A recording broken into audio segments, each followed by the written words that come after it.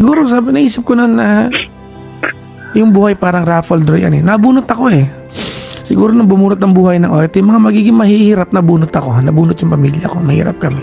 Pero alam mo, Rafael, nung nagkapera ako, nung medyo may sweldo na ako, alam mo ang tanging goal ko, wag na maramdaman ng nanay ko na mag-isip ko may Meralco ba siya, may grocery ba siya, may pera ba siya, may pang-maintenance ba siya. Hindi ako, I'm not big with religion or prayers. Hindi ako madasaling tao. Pero pag mabait ka sa magulang, ang luwag ng buhay mo. Totoo. Hindi ko maipaliwanag yan, pero ang luwag-luwag ng buhay ko kahit na hindi man ako mayaman Rafael eh. Hindi ako nagugutom. Naniniwala ako na yung pagmamahal na magulang sa atin, yung thank you nila sa atin, swertihan natin eh. Oh, mas ano pa yan. That's better than a good paying job, than a good career. Ang pasasalamat na magulang sa atin. I was 10, ako na nagpaaral ng sarili ko. Swerte ka nga eh. Na problema ka, high school ka na eh. 10 years old ako akin na ang buhay ko nun. I sent myself practically to school. Parang kagaya mo, kaya naintindihan kita. May mga tanong ako eh. Bakit kaya yung classmates ko noon, nagpapahinga sila. Ako nagbebenta ng ice buko. Ba't pag weekends, yung ibang tropa ko, naglalaro ng computer games, ako nagwe-waiter sa catering. Pero maaga kong tinanggap na yun yung buhay ko eh. Siguro naisip ko na yung buhay parang raffle draw yan eh. Nabunot ako eh. Ito ang palatuntunang tunay na lingkod bayan. Ang programang tututo sa kapakanan ng mga mamamayang kapos sa kapalaran. Si Kuya Val Santos Matubang, ang inyong katuwang. Si Kuya Val, kasangga sa kahirapan, kaagapay sa kalusugan, kakampi ng mga inaapi. Magbibigay pag-asa sa mga taong nawawala na ng pag-asa sa buhay, sa mga batang biktima ng kahirapan, sa mga matatandang napapabayaan. Si Kuya Val, ang inyong sandigan. Val Santos Matubang, sa palatuntunang lingap sa mahihirap. Ating pinapagawang apartment type po. Ayan na po mga kaibigan oh. Mataas na at magbubuhos na po mga kaibigan oh. Gumagawa na po ng para sa poste. Ayan, tayo sa loob para makita nyo ang ating project. Ayan na tayo. So, ayan na.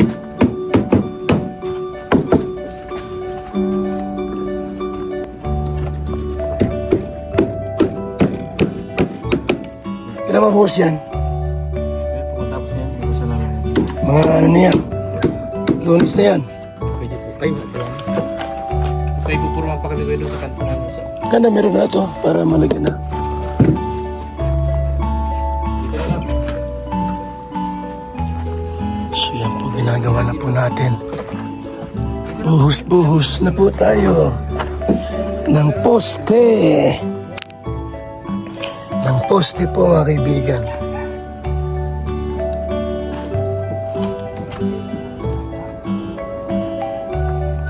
Ating project.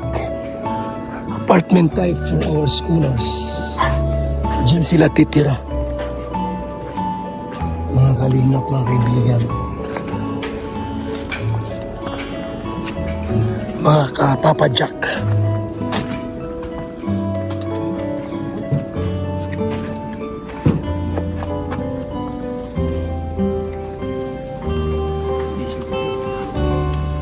Meron na? Oo. Agari. Saan? Ayan. Ang po ating pong apartment type para sa ating mga estudyante. Ito mga kaibigan, mga ka-adventures, mga kalingap, Gusto ko na po gawa ng reaksyon. Ano po, patungkol kay Papa Jack. Matagal na akong sumusubaybay dyan mga kaibigan. Totoo po, matagal na po. Taon na. Love radio pa lang noon. Love radio. Paggabi po, mga 9, nagtatricycle ako, Pinapakinggan ko po siya mga kaibigan.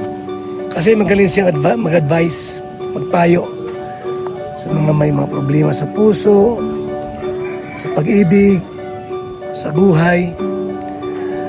At dito po, di ba sa ating introduction, kung sino si Papa Jack, sabi niya, 10 years old pa lang siya, ay naghanap ngayon na po siya. Di man na siya yung sobrang mayaman, ano po, tama lang ang buhay po nila. So naranasan niya po kung paano maghirap bilang isang bata. At alam natin po na si Papa Jack po ay talagang magaling na advisor o nagpapayo sa mga may problema sa buhay, sa pag-ibig o sa puso. Pero mga kaibigan, sa kabila po ng lahat ng kanyang pagpapayo, may mga buzzers pa rin di may iwasan. Sa last part dito po, may buzzers. At anong reaction po ni Papa Jack mga kaibigan? Pero bago po yan, ito muna po isang video mula kay Papa Jack na meron siyang pinayuhan mga kaibigan. Makinig po tayo sa video ito. At yung panoorin. Ko pa siya. Ulitin ko sinabi ko sa'yo kanina, ma'am, even if you have the best intention for someone, if that person no longer has the capacity to appreciate what we can offer, it's pointless. Kahit love ko pa siya. Ulitin ko sinabi ko sa'yo kanina, ma'am, even if you have the best intention for someone, if that person no longer has the capacity, hindi deserve ng bagong lalaking ginawa mo siyang kabit nang wala siyang kamalay-malay. Ba't ka umiiyak? Kasi po, man. Kagagahan mo yan.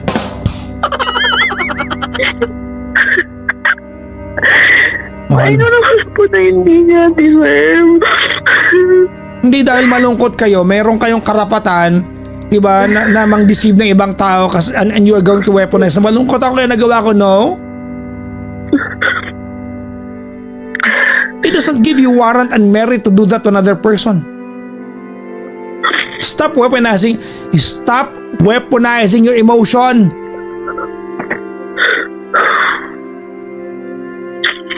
Hindi deserve ng bagong lalaking ginawa mo siyang kabit nang wala siyang kamalay-malay. Ba't ka umiiyak? Kasi po, man. Kagagahan mo yan. So yan po ang ating Papa Jack, Papa Jackson mga kaibigan. Magaling, no? Mahusay, magbigay po ng payo at ng advice. So kung may problema sa puso, problema sa buhay, problema sa pag-ibig po mga kaibigan. At alam po natin yan, no? Kilala po si Papa Jackson in terms of love problem. Matagal siyang nag-program sa Love Radio. Matagal po. At lumipat sa Energy FM. At ngayon po ay nasa siya ngayon nata? AM station. At syempre po dahil may mga YouTube, may mga Facebook, doon siya nagko-content. Kasama si Kara. Mayroong Karajak account sa Facebook. So balit po sa kabila ng kanyang galing at husay, may buzzers.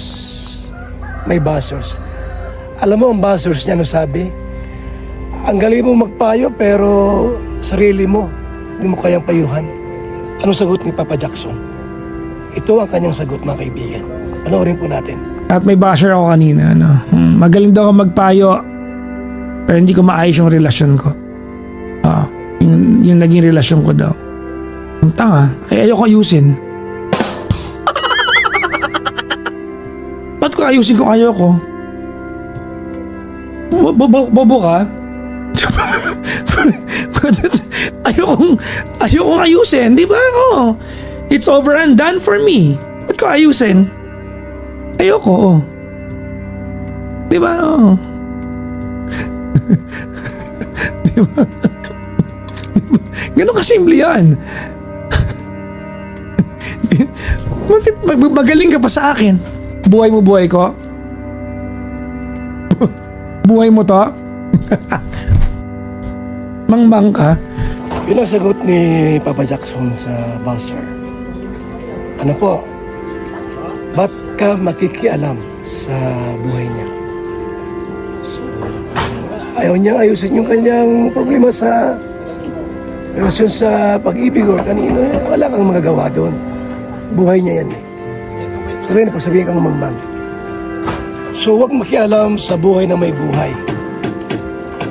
Yung iba kasi lumalapit sa kanya at humingi ng advice. So bilang radio anchor, may programa, at yan sa magaling. So ginamit niya po yung kanyang talino, angkin, galing, at nagbigay po ng mga payo.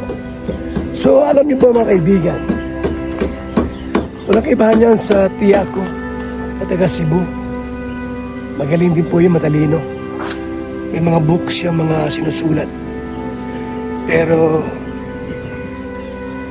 hiwalay sa asawa. Wala kang magawa doon kasi biktima ka eh. Yun ang kapalaran mo eh. Kapalaran mo eh. Yun ang buhay mo eh. Magaling siyang gumawa ng mga libro po. Talagang mahusay, matalino. Pero alam mo na, ang nagloko yung lalaki. So biktima ka lang. Si Papa Jack po, kung mayroon man siyang sirang relasyon, sa kanya lang po yun. Biktima lang po siya sa mga pangyayari. So huwag makialam sa buhay na may buhay. So yan lang po mga kaibigan. Masalamat tayo at si Papa Jack po ay tumulong sa mga taong may problema. Kaya yung iba dyan na gusto na magpakamatay dahil sa payo ni Papa Jackson, naresolba po yan at may ligtas po yung taong depressed. Salamat, ito po yung abang lingkod, Val Santos Matubang. One Kalingap, one family. Mabuhay, God bless. Gusto ko lang pong linawin na kaya po ako umalis ng Love Team kasi yung pamangkin po niya ni Kuya Val, manyak po, yun po yung ano ko. Kaya po talaga ako umalis ng Love Team. Bilang isang karpintero, araw-araw napapagod, BSM Kalingap Kape ang panghagod. Sarap. BSM Kalingap Kape, ang kaping may puso. Dito na kayo mga kaibigan, mga Kalingap. At sigurado, gaganda at sasarap ang tulog at ang gising ninyo. BSM Kalingap Kape, napakasarap, nagpapagaling sa mga taong may sakit. Hirap ako magbuntis, pero dahil sa BSM Kalingap Kape, ngayon nabubuntis na ako. Kaming mga OFW, laging pagod sa trabaho. Pero dahil sa BSM Kalingap Kape, meron kaming energy. Ayan mga Kalingap, mag-BSM Kape na kayo. Alam niyo mga Kalingap, bilang isang OFW dito sa Hong Kong, bilang driver, lagi akong umiinom ng kape bago pumasok ng trabaho. Parating gising at laging alerto, lalo-lalo na pag ikaw ay nagdadrive. Kaya mag-BSM Kape na kayo mga Kalingap. Dahil sa BSM Kape mga Kalingap, ang inyong diwa ay laging buhay. BSM Kalingap Kape, ang kape na may puso. BSM Kalingap Kape, ang paboritong kape naming mga OFW dito sa Macau. BSM Kape, ang kaping may puso.